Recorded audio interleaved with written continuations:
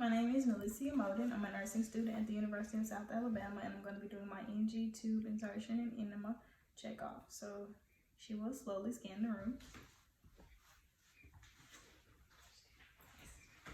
Alright, so the first thing that I'm going to do is I'm going to verify the orders and verify hospital policy, and I'm going to perform hand hygiene.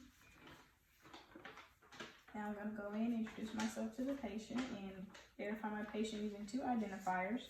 So I see that her name is Jaguar Jones, 8/25/1963, 8/25/1963. Allergic to penicillin. I'm going to ask her if she has any other allergies, and she says no. So I'm going to explain the procedure. I'm about to insert your NG tube and do enema only today. And I'm going to provide privacy. Next thing I'm going to do is I'm going to make sure that I have all of my equipment, and I do. And I'm going to put on my goggles. I'm going to perform hand hygiene. I'm going to raise the bed up to a comfortable working height. I'm going to lower the sign rails, and I'm going to take a set of vital signs, get her oxygen saturation, and listen to her bowel sounds. Listen to my bowel sounds with the stethoscope.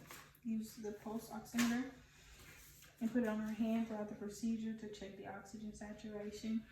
If there's a decrease in oxygen saturation or variances in the vital signs, I will have to take out and not insert and just wait until patient stability is determined. So next thing I'm going to do is, if I were in a hospital setting, I would raise the bed up and have it in high Fowler's position. Then now we will establish a queuing sign. So this is going to be our queuing sign. If anything happens or you need to stop the procedure, you just raise your hand up like this and we stop. Next thing I'm going to do is I'm going to place a dollop of water-soluble lubricant in the package right here, and I'm going to prepare all my tape. So I have my 4 pieces of tape, one for the marking, one for temporarily putting it on her cheek, and then one for the final fixation, and one for me writing the date and time. So now I'm going to perform hand hygiene, and I'm going to put on my clean gloves.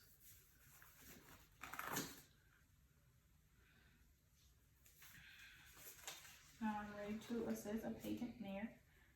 So if you could just close each one of your nostrils, alternating, and breathe normally.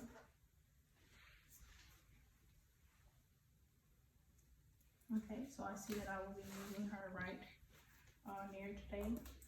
Now I would wash the bridge of her nose with soap and water or an alcohol pad and pat to dry. Now I'm going to get my measurements. And I just want to go ahead and say that this would not be done over clothes in the real hospital setting. So I'm going to measure from the bridge of her nose, get your hair, over to her earlobe, and then down to the xiphoid process. Okay, so I see where it is, and I'm going to mark this on the tube.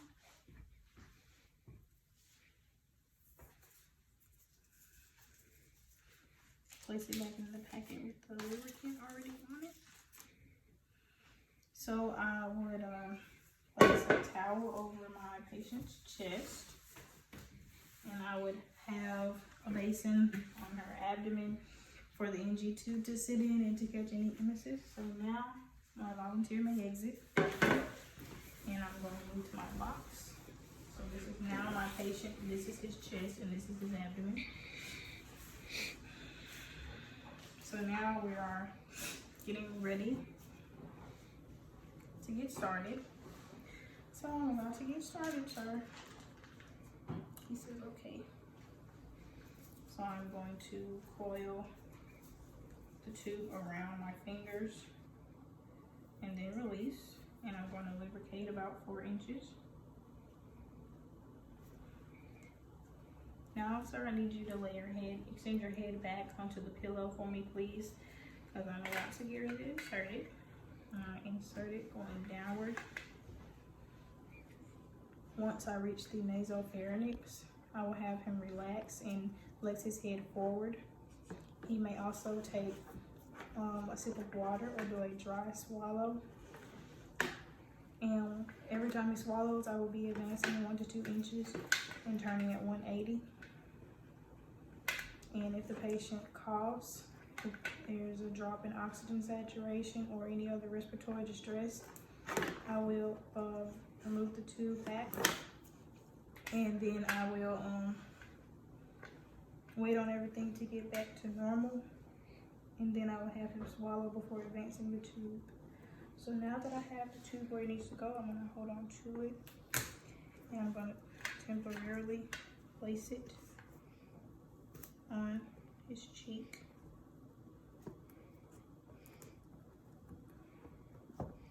So now it is temporarily placed, and I'm going to use my pen light to look in and see in his throat to check for placement. And if I had a 60 milliliter syringe, which did not come in my kit, but if I did, I would loosen up the plunger and attach it here so that I can be checking to see if it's in the right location. So to check the placement of the tube, I could aspirate gastric contents, assess the pH if indicated, or get an x-ray if ordered. So once I have seen that it's in the correct place, I can remove my temporary tape and put my final tape on. And the final tape goes something like this.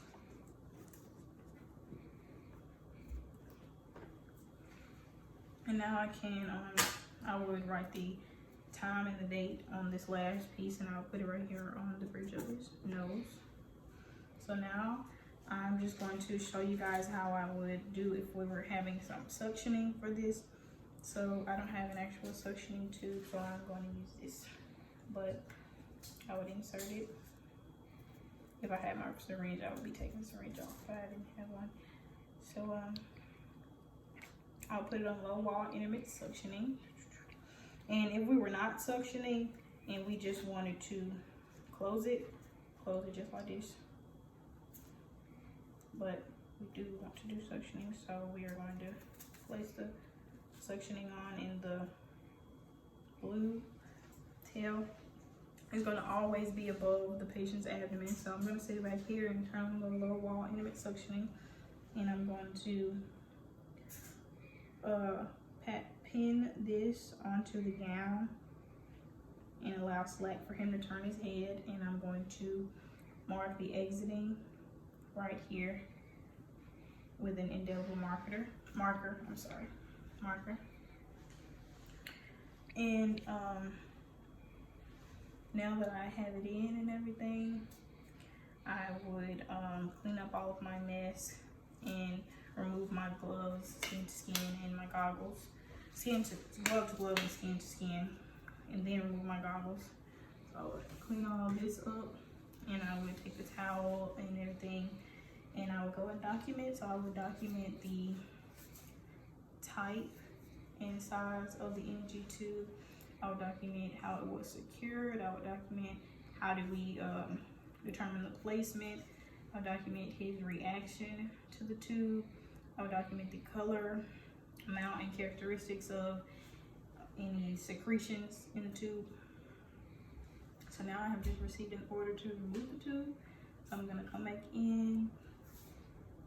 Oh, also before I left out, I needed to make sure that I lowered the bed back down and made sure that he was in no less than 30 degrees, and put the sirens back up with the call light there.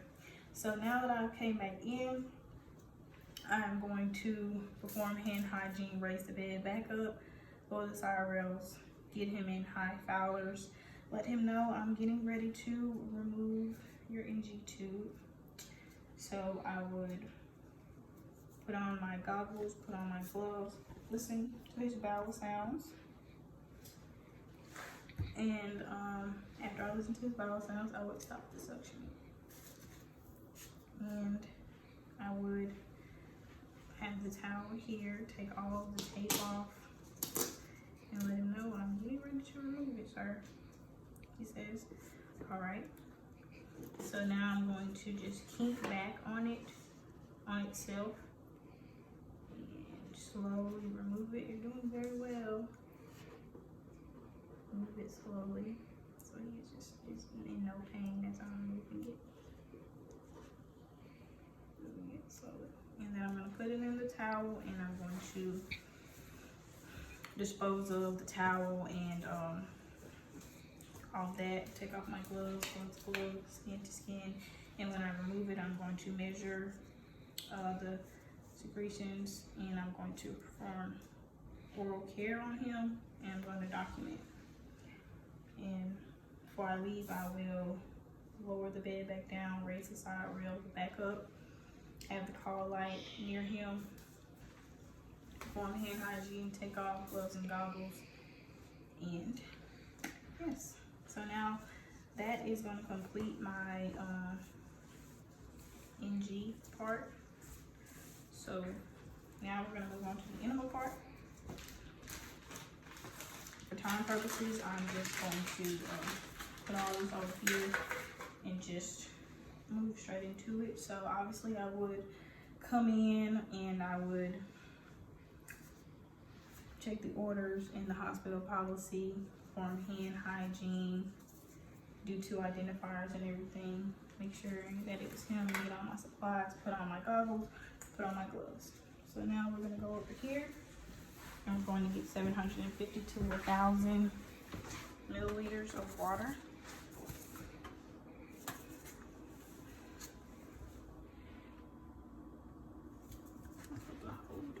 Okay, so it's going to be warm water. Oh, before we put the water in, we're just going to clamp it and unclamp it. Unclamp it and clamp it. And we're going to put warm water in, 750 to 1,000 milliliters.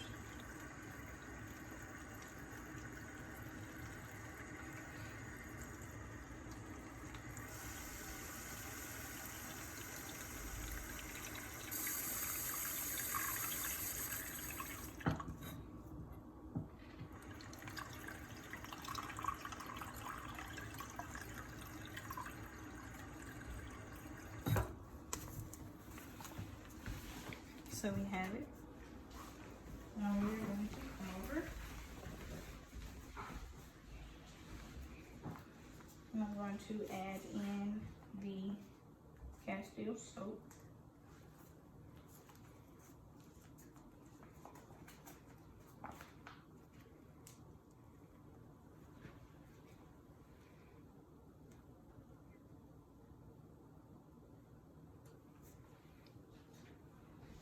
Now I'm going to slowly agitate.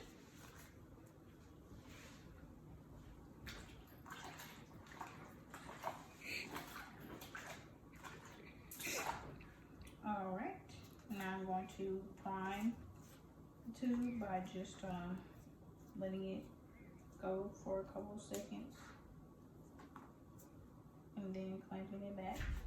So now I do not have a IV pole to hang it on, but if I did, I would hang it on an IV pole in a hospital, but I'm just gonna lay it here for these purposes. So the next thing that I'm going to do is get ready to move my patient. So I'm going to raise the bed up to a working height, lower the side rails, and I'm going to have him in left lateral Sims position. So I have him in that now. And getting ready to start. So I'm going to lubricate the tube. I'm just verbalizing that I'm going to put extra lubricant on it. Now I'm getting ready to go in, sir. So I'm going to place my hand on his hip, tell him to just relax.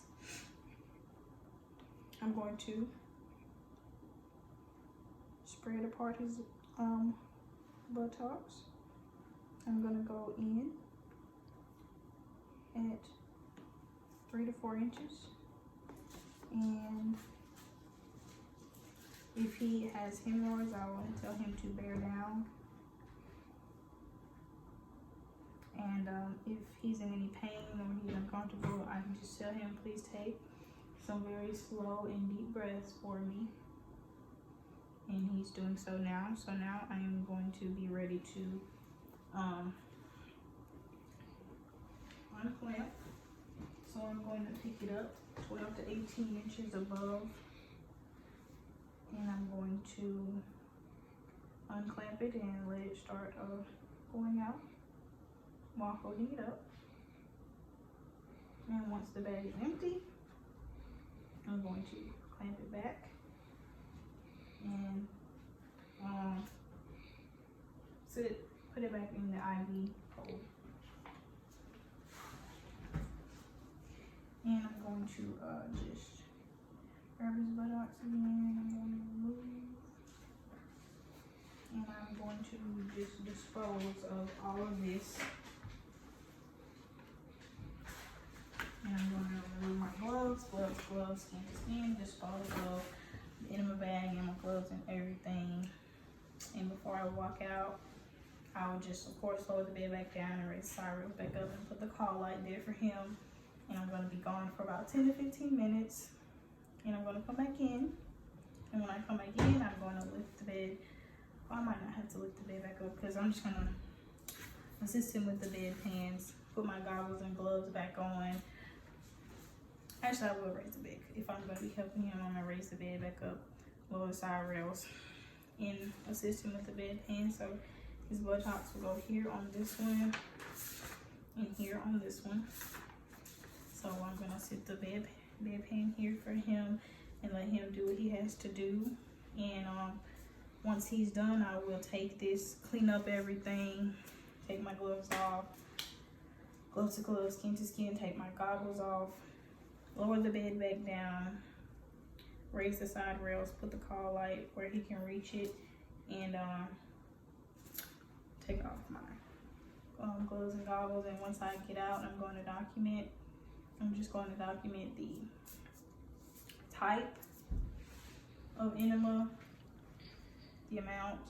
I'm going to document his reaction to the procedure. I'm going to document how he was left after the procedure was over, and I'm going to do the color and the amount of the return from the bedpan. And that completes my checkoff.